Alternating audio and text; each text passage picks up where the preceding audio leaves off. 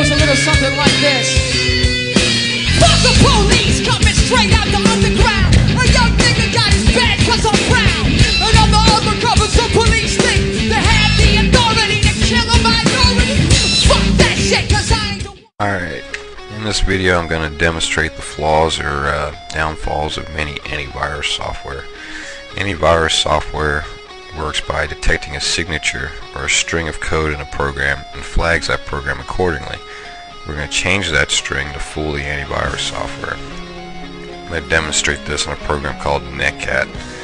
Netcat is a handy network tool, but unfortunately it is flagged by many virus protection software as a threat.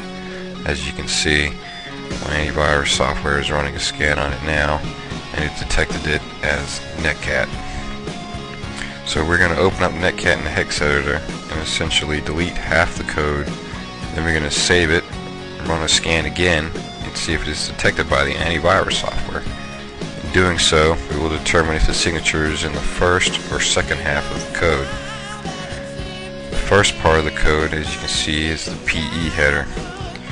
And the code starts around address, it's all PE header. Around address 400. That's where our program's going to start. So we're going to scroll down to the end of the program, find our end address, which looks around E770, we'll just say. So we're going to take that memory address and divide it in half to find the middle of the program, so we can use the hex calculator to find out our approximate middle address. So we take our E770 divided by 2, find our approximate middle address of the program. And we have 73B8. So we're going to go to our middle address.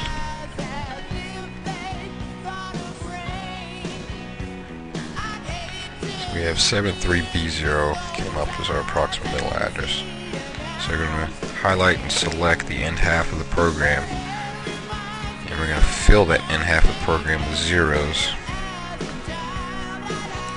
And we're going to save it, and we're going to run another scan on it. So scroll all the way down.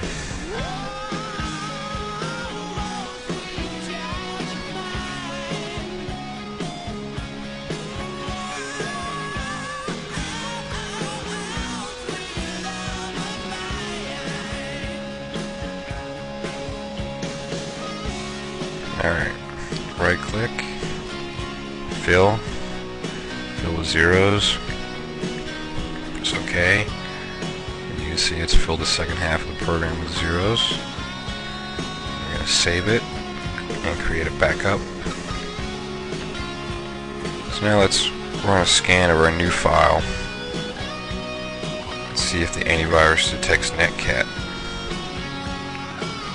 If it does, we know the signature is in the first half of the code. If it doesn't detect Netcat, then we know the signature is in the second half of the code.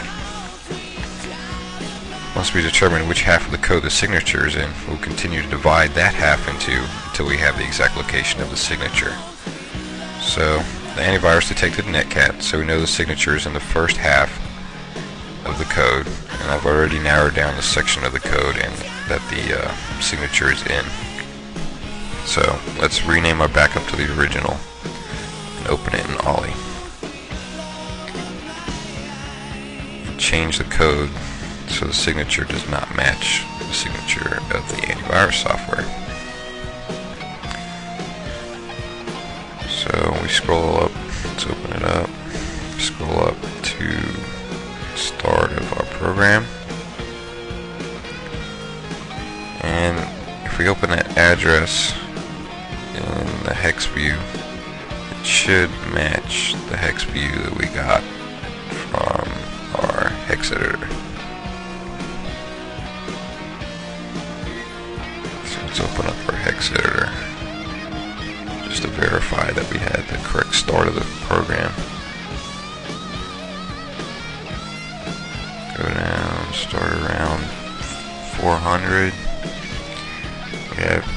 VW.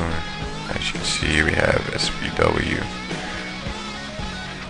So our hex views match. So now we know the start of our program. This is the correct address. So let's go down to the section of the code that I already determined that the signature is in. And we can't just change any code or we'll change the functionality of the program. But we can change things like NOPs or breaks in the program. So around here is where our signature is.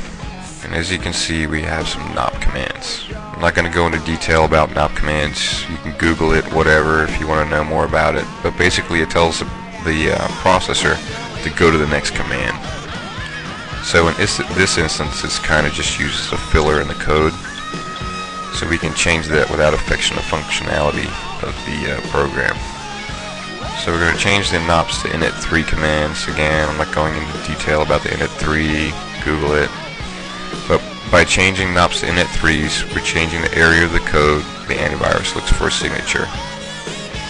So we save our changes, right click, copy to executable, all modifications. Now right click again on new modified program, save file. I'm going to save it as nc1.exe. Okay, close Ollie and let's run a scan of our new netcat and see if it's detected by the antivirus. As you can see, it is not detected, so we successfully changed our code and modified this signature. So let's run it again on our original.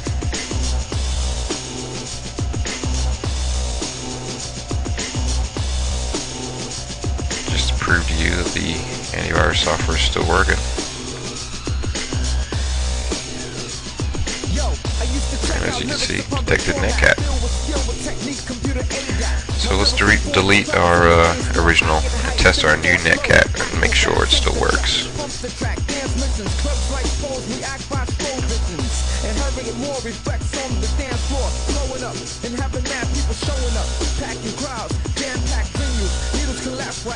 That's a good start. Now let's set it up to listen on port 3333. Let's find out if our program is actually running. Yep, as you can see, port 333 listening. So now we have a functional and undetected version of netcat.